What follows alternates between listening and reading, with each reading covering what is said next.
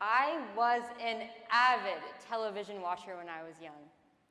I used to remember my childhood days when my friends and I would spend countless hours scrolling through the Disney Channel. The endless option of TV shows. Liv and Maddie, Sweet Life of Zack and Cody, and best of all, Jessie. At the time, I was obsessed with the show. Anytime I heard the theme song, I would bolt into the living room and plop myself down right in front of the TV. One character, Ravi, stood out to me in particular. He was a South Asian main character, which I felt was pretty rare at the time. I felt excited to have an Indian main character that made me feel included and represented. But as I grew older, I soon realized issues with this character. Now, don't get me wrong, in no way am I trying to insult the show itself, but at times, it did feel like there were some hints at racial stereotyping. Ravi was viewed differently by his peers and even members of his own family. It seemed like there was this constant pushing of the idea that he was unattractive or incapable of being in a romantic relationship. While other characters were viewed as desirable, he was ridiculed. It seemed harmless at the time, but in reality, it reinforced this stereotype that there's an association between brown and unattractiveness. Hi, my name is Diya Patel, and today we will analyze the effects of Eurocentric beauty standards on people of color. Much like my past, and let's face it, present-day TV watching habits, we'll start off with our villain origin story, discussing the beginning of colorism and its prominence in South Asia. Then, we'll reveal the master scheme of our antagonist as we talk about the marketing of skin lightening treatments. Finally, our hero will save the day as we address how to effectively promote inclusivity and build self-confidence for all in the world of beauty. So, growing up as a South Asian in a community with very few Indians had some effects on my personal experiences with beauty.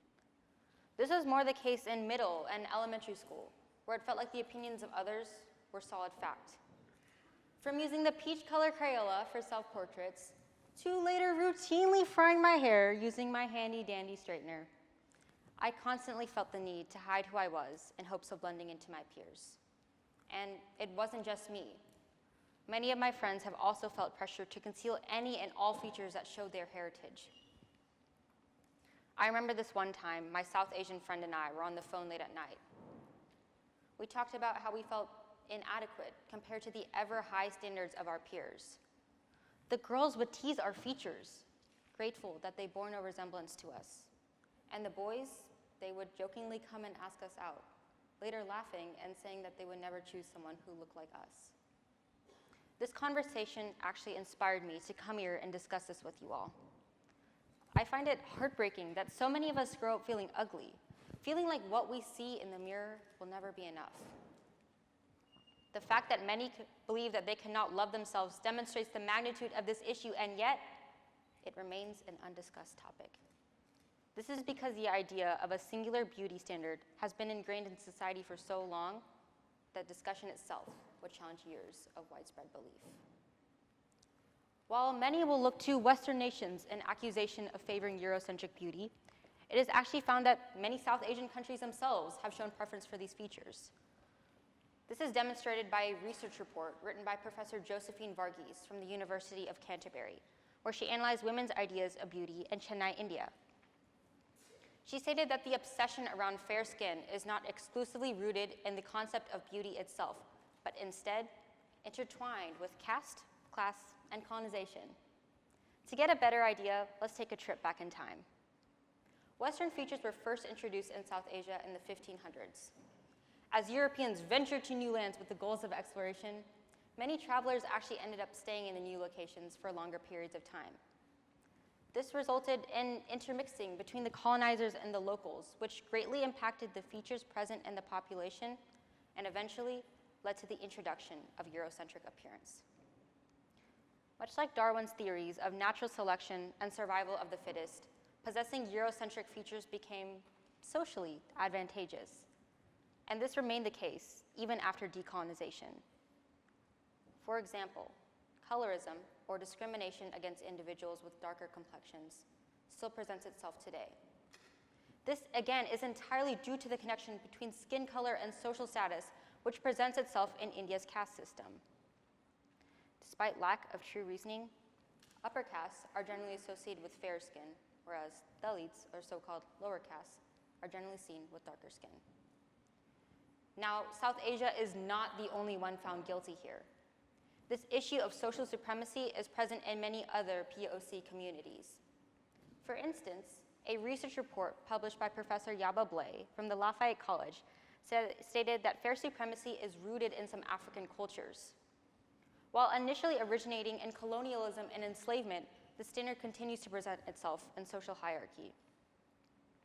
Fair skin has become representative of all things clean, civilized, and above all, desirable. Society continues to employ these beliefs to convince the population, particularly those oppressed under systemic exploitation, that the fair standard is in fact the human standard. Now, of course, because humans are humans, some people will see this as an opportunity to make some money. So it's not surprising that there are products out there marketed to the POC population to promote the Eurocentric ideal.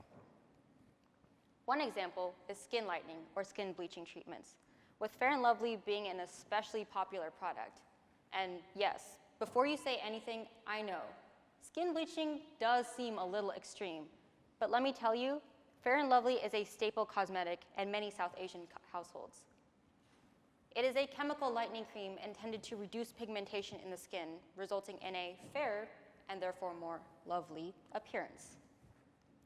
As I stated earlier, fair skin has become representative with more than just beauty.